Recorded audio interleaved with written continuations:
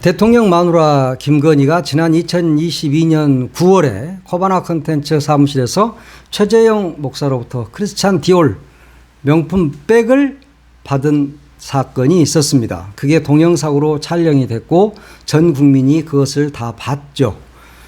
이 문제로 대한민국은 한 9개월여 동안 매우 시끄러웠습니다. 그런데 이제 권익위원회가 혐의 없다 이런 결론을 내린 데 이어서 검찰마저도 무혐의 결론을 내렸습니다. 일단 형사 일부가 중앙지검 형사 일부가 중앙지검장에게 혐의가 없다 이렇게 일단 보고를 했다 이런 게 이제 어제 나온 이야기였는데 이것을 이원석 검찰총장에게 보고를 한 뒤에 김건희에 대한 최종 결론을 내린다고 합니다. 뭐 결론이야 뻔하겠죠. 전담 수사팀을 구성해서 뭐 수사를 하니 어쩌니 하고 난리를 피운 지가 한 4개월여쯤 됐는데 결론은 버킹엄이었다. 속전속결로 내린 결론이죠. 이미 그 결론이 다 정해져 있었기 때문에 검찰도 뭐 수사라는 걸 하지 않았겠죠. 그냥 하는 척하고 어떻게 하면 나중에 무혐의다 이 말만 하면 되니까 굉장히 좀 쉬웠을 것 같아요.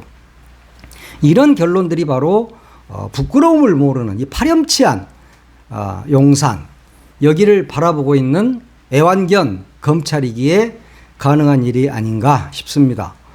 사람이 어떻게 이럴 수가 있느냐 이런 말이 그래서 나옵니다. 이 명품백 사건과 관련해서 권익위원회에서 이걸 무혐의 최종 결론을 내릴 때까지 얼마나 많은 고통을 겪었기에 그 권익위 국장께서 스스로 목숨을 끊은 일이 있었지 않습니까? 그분이 돌아가신 지가 사실 뭐 보름도 되지 않습니다. 그런데 그것을 갖다 검찰이 참 인간적으로 참 이럴 수가 있나 싶게 갑자기 뭐 여기마저도 무혐의 결론을 내려버린 겁니다. 수사팀은 일단 이 명품백과 관련해서 청탁이 없었다 이렇게 이야기를 하고 있는 것이죠. 청탁이 없었으니까 무혐의다. 그런데 이 명품백을 건넨 최재형 목사는 청탁이 있었다고 이야기를 하고 있지 않습니까? 김창준 미 연방 그 하원 의원이 돌아가시면 국립묘지에 안장해달라 하는 청탁이 있었다는 것이고 또 그리고 통일TV에 대한 재송출권도 내가 맡도록 해달라라는 청탁이 있었다고 청탁을 한 사람은 있었다고 하는데 검찰은 청탁이 없었다. 검찰한테 묻고 싶은 것은 네가 그 자리에 있었느냐 말이야. 그 자리에 있지 않았잖아. 그런데 최재형 목사는 그런 것에 대해서 청탁을 했고 그와 관련한 피드백도 받았다라고 최재형 목사는 이야기를 하고 있는데 검찰은 청탁 없었다 이렇게 이야기를 하고 있는 겁니다. 최재형 목사는 윤 대통령 취임 기념 만찬 신라호텔에서 열렸던 거 2022년 5월에 열렸던 여기 만찬에도 참석을 한 적이 있었지 않습니까? 그러면 그 전부터 그런 선물들이 오갔었고 그런 대가로 인해서 뭐 별로 뭐 유명하지도 않은 사람이 만찬회까지 대통령 취임 기념 만찬회까지 참석할 수 있었던 거 아닙니까? 가방을 준 사람은 가방이라든가 술이라든가 이런 것들을 건넸던 최재형 목사는 청탁이 있었다고 이야기하는데 검찰은 청탁이 없었다 이렇게 결론을 내린 겁니다. 그리고 검찰이 직무 관련성도 없다 이렇게 결론을 내렸기 때문에 윤석열도 청탁금지법상 신고 의무가 없어지는 것이죠. 그러면 윤석열도 아무 죄가 없는 겁니다. 영상을 통해서 명품백을 주고받는 모습을 전 국민이 다 봤고 그리고 최재형 목사는 이러이러한 청탁이 있었다라고 이야기를 했음에도 불구하고 무혐의 결론을 내린 겁니다. 이것이야말로 김건희의 나라 군주제 김건희 왕이 김건희야. 그러니까 아무도 건들지 못한 겁니다. 그 검찰은 이제 그 밑에서 헤개거리는 애완견에 불과한 것이죠. 검찰 입장에서도 왕이 시키는데 왕이 그랬는데 왕은 무죄 아닙니까? 부끄러움도 없고 죄도 없는 것이 왕이거든요. 그러니까 이미 김건희의 나라가 세워졌으니까 검찰은 김건희에 대해서 찍소리도 못하고 그냥 예 죄가 없으시네요. 청탁 안 받으셨네요.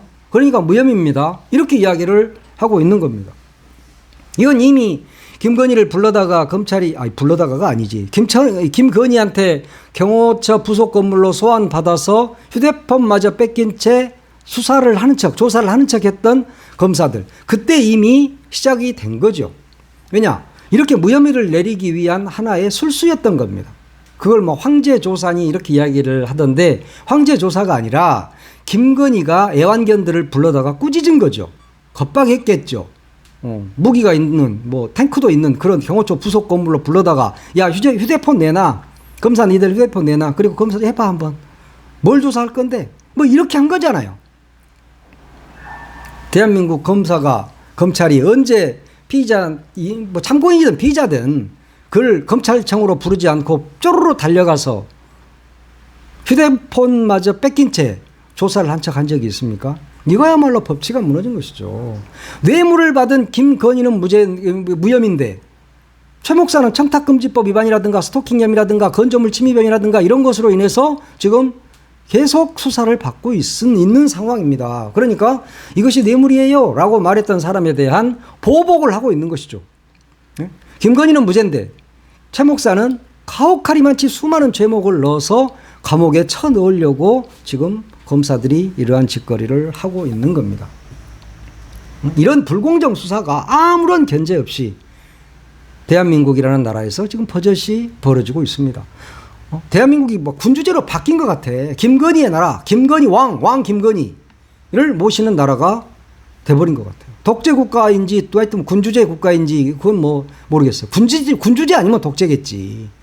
아무리 봐도 민주공화국은 아니야. 이미 김건희를 무혐의를 주기 위해서 검찰은 치열한 각본을 짰고 그 프로그램에 따라서 움직이고 있는 겁니다. 예? 검찰 인사 때부터 이미 나타난 거 아닙니까? 이원석 제끼고 용산에서 마음대로 검찰 인사했잖아요. 그래서 뭐 이원석이가 그때 뭐 반발하는 듯 했죠. 그때 뭐 이원석이는 강원도에 출장가 있었는데 이원석이한테 말도 하지 않고 중앙지검장이랑 다 바꿔버린 거 아닙니까? 이원석이도 뭐 그래도 뭐 찍소리도 못 하더라고요. 이원석이 제끼고 김주현 민정수석, 이창수 중앙지검장 뭐 이 라인으로 다 뭐 민정수석은 그 전에 했지만 이렇게 다 바꿔낸 거거든요. 그때 이미 김건희의 무혐의는 정해져 있는 것이었다. 이 인사를 할 때 김건희 무혐의를 만들기 위해서 차근차근 순서대로 프로그램대로 해온 것이다. 그래서 어제 무혐의 이야기가 나온 거다. 이렇게 봐야 합니다. 거기다가 이제 이원석이가 사실상 9월 중순에 추석 연휴 끼고 어쩌고 하면 13일 날 임기가 끝나거든요. 그래서 이제 심우정이를 내정을 했어. 심우정이가 김건희 오빠 친구 아닙니까? 또 희문고라고 그러대. 하여튼 희문고요, 중암고요. 그건 모르겠고. 하여튼 심우정이가 김건희 오빠 친구인 건 맞아요. 그래서 이 사람한테 이것에 대해서 특혜조사에 대해 그때 당시 5시간 특혜조사에 대해서 어떻게 생각하냐 하니까 법과 원칙에 따라서 일을 진행한 것이다. 이렇게 말을 할 정도잖아요. 그러니까 완전히 윤석열 라인, 김건희 라인으로 검찰을 다 채우게 되는 거죠. 이제 심우정이가 검찰총장 되는 것은 뭐 기정사실이니까. 앞으로도 이제 주가 조작이라든가 다른 범죄에 대한 수사를 검찰에서 해야 되는데 이것마저도 심우정이가 검찰총장이 되는 순간 모두 다 무혐의 결론이 나오게 된다. 김건희에게 무혐의를 내릴 수 있는 사람으로 이미 다 검찰은 채워져 있다고 봐야 합니다. 하여튼 지난 9개월 동안 대한민국을 흔들었던 김건희 명품백 의혹은 사실상 마무리가 됐습니다. 김건희는 이제 검찰의 면죄부를 받았죠. 기소권은 검찰에만 있으니까 검찰이 기소하지 않으면 끝입니다. 재판이 열릴 수가 없잖아요. 기소를 해야 재판이 열리는 것이고 재판을 해야 이것이 청탁금지법에 위반이 되는지 안 되는지도 알 수 있을 텐데 이거 자체 기소를 않고 무혐의라고 하니까 재판 자체도 못하는 겁니다. 그럼 다 끝난 거죠. 지금 뭐 일부에서는 이원석이가 수사심의위원회를 열어서 이걸 다시 들여다볼 것이다 이런 이야기를 하던데 이원석이가 지금 며칠 남지도 않았다니까요. 그런데 이거 뭐 위원회 구성하고 회의하고 결론 내고 하면 시간이 안 맞아요. 그래서 이원석이가 뭐 오늘 중 뭐 어떤 이야기를 할지 모르겠지만 결론은 무혐의로 이미 끝난 것이다. 이렇게 봐야 합니다. 그리고 뭐 수사심의위원회 거기서 결정하는 사항이 무슨 구속력이 있습니까? 그건 뭐 권고사항이잖아요. 그렇기 때문에 그건 아무 의미가 없다. 그래서 이원석이도 찍소리 내고 죽고 싶으니까 수사심의위원회를 열 것이다. 이런 이야기가 있기는 하던데 아무 의미 없는 짓거리다. 이원석이가 어떤 결론을 내린다 하더라도 파장은 있겠죠. 그리고 이미 무혐의로 다 끝나버린 일이다. 이렇게 볼 수 있습니다. 국민이 뭐라고 하든지 말든지 뭐 공정과 상식이 어떤 저쩌니 이야기를 해도 이 정권은 그러든가 말든가. 윤석열이는 내 마누라만 지키면 되지. 자, 이런 일이 지금 어제 있고 오늘까지 이어오고 있는데 국회의원 108명을 지낸 국민의힘 여당 찍소리도 못하고 있지 않습니까? 여기에 대해서 이게 정말 합당하다고 생각해서 말을 하지 않을까요? 국민의힘 국회의원들은 다 바보 천칭고 애완견인가요? 다 그러지는 않을 겁니다. 그러나 윤석열이 무서워. 지은 죄들도 있고. 그러니까 여의도 출장소라는 이야기를 듣는 겁니다. 실제로 여의도 출장소잖아. 지금 용산이 하는 짓거리가 아무리 이치에 맞지 않아도 아무 말도 못해. 검찰이 이런 무혐의를 내려도 검찰을 향해서 무슨 말 한마디도 못하는 것이 이 나라의 집권여당 국민의힘입니다. 네, 국민의힘 지지하시는 분들 70대 이상 노인들 뭐 지지하고 있다고 그러던데 많이 지지하세요. 그리고 한동훈이 전당대회 때 뭐라 그랬어요? 김건희 5시간 특혜 그 조사 논란 이거 있을 때 국민의 눈높이를 고려했어야 한다. 이렇게 말하면서 뭐 본인이 엄청나게 정의로운 척, 이 김건희 윤석열한테 각을 세운 척 말을 하더니 이것과 관련해서 지금 무슨 이야기를 하고 있는 거예요? 이렇게 말했잖아요. 사법적 판단은 어차피 팩트와 법리에 관한 것이다. 그러면서 거기에 맞는 판단을 검찰이 내렸겠지. 이렇게 이야기를 하고 있습니다. 그러니까 윤석열과 한동훈은 한 몸이라는 이야기가 끊임없이 나오는 겁니다. 내가 늘 하는 이야기지만 지금 한동훈이가 윤석열과 각을 세우는 것처럼 보이고 그렇게 하는 것처럼 언론들이 쓰고 있지만 각을 세울 수가 없다니까요. 한동훈은 한 몸이요. 그냥 한 몸인 거예요. 그런데 무슨 윤석열이가 하도 인기도 없고 이러다가 중간에 쫓겨날 것 같으니까 그러면 한동훈이가 각을 세운 것처럼 언론들이 자꾸 말을 함으로써 한동훈이가 다시 집권할 수 있는 길을 열겠다? 이런 추잡한 짓거리를 하고 있는 것 같은데 우리가 속지 말아야 할 것은 한동훈은 윤석열과 한 몸이다 하는 것을 잊지 말아야 합니다. 그 누구도 김건희한테 대들지 못하는 대한민국의 집권여당 그리고 집권여당의 대표 그리고 정부 검찰 이건 나라도 아닌 거죠. 결과적으로 특검밖에 없어. 이렇게 되면 검찰이 제대로 일을 안 하면 특검밖에 없는 거잖아요. 그런데 특검은 불가능하죠. 왜? 지난 1월에도 김건희 특검법 올리니까 윤석열이가 하루 만에 그냥 날려버렸잖아요. 바로 거부권 행사했잖아요. 그 말은 무슨 말이에요? 고민 자체도 안 한다는 이야기입니다. 그 어떤 경우에도 내 마누라를 건드려서는 안 된다. 뭐 사랑꾼이어서 그럴까요? 나는 아닌 것 같아. 김건희한테 욕을 하도 욕도 먹고 두드려 맞고 뭐 혹시 그러지 않았을까? 그런 생각이 들어. 그러니까 무서운 거. 마누라가 무서운 거죠. 그러지 않으면 이럴 수가 없는 겁니다. 에?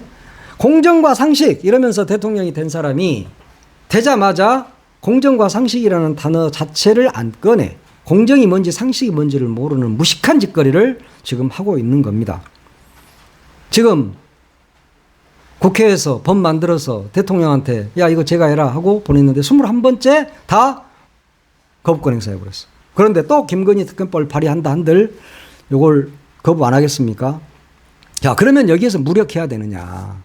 그럴 수는 없죠. 민주당 등 야당에서는 김건희 특검법을 끊임없이 발의해야 됩니다. 그리고 하여튼 이 정치권에 있으니까 묘수를 발의하든 꼼수를 발의하든 어떤 개짓거리를 해서라도 김건희 특검법이 발의되도록 발의가 아니지 통과가 되도록 해야 합니다. 그래야 되겠죠. 그게 정치죠. 그런 게 정치 아닙니까? 부서지고 깨지더라도 끝까지 이것을 관철시키기 위한 노력을 해야 합니다. 그것이 바로 야당의 역할입니다. 국민의힘한테 뭘 바라겠습니까? 그런데 또 따져보면 생각해보면 국민의힘이 108석이라는 의석을 갖고 있습니다. 100석이 넘는 순간 민주당 등 야당은 아무것도 할 수 없습니다. 왜? 윤석열이가 고집불통이니까. 그리고 국민의힘이 윤석열의 꼬붕, 여의도 출장소니까. 아무것도 지금 못하는 상황이 온 거죠. 그래서 나라는 이렇게 무너지고 있습니다. 민생 하는데 뭐가 민생입니까? 먹고 사는 것이 민생이잖아요. 그러면 이 나라가 지금 민생이 평안합니까? 지금 코로나19는 또다시 재창궐하고 있지 않습니까? 그런데 이거 키트 하나에 얼마입니까 지금? 검사 한 번 받는데 5만 원, 10만 원이란 말이에요. 그리고 약값은 뭐 말할 것도 없고 이런 것들을 국민들이 감내하고 있습니다. 그런데도 국민들도 윤석열 정권이 너무 좋아. 너무 행복해. 지금 막 개처럼 막 국민들을 생각하고 마누라만 생각하니까 국민들이 윤석열을 막 지지하는 겁니다. 무려 20 몇 프로가.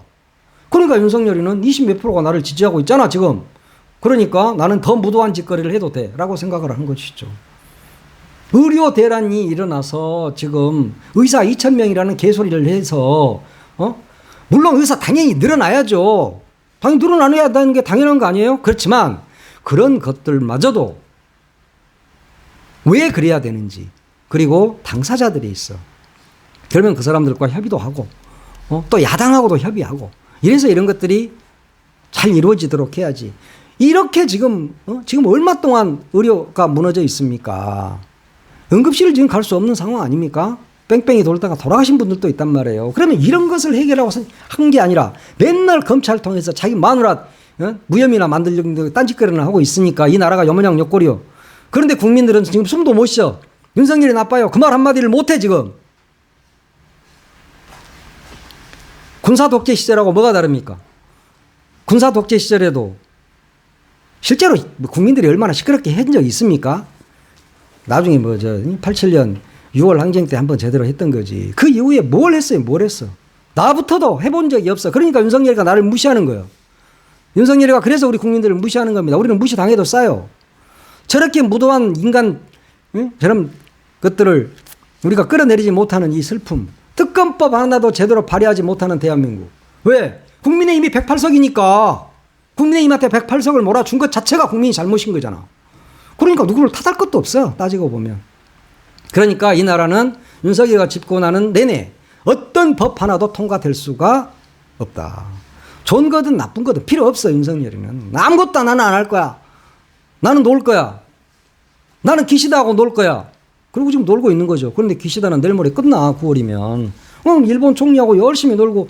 이 인간은 곧 끝나는데 또 한국 와서 또 폭탄주 한 잔 마실 모양이야.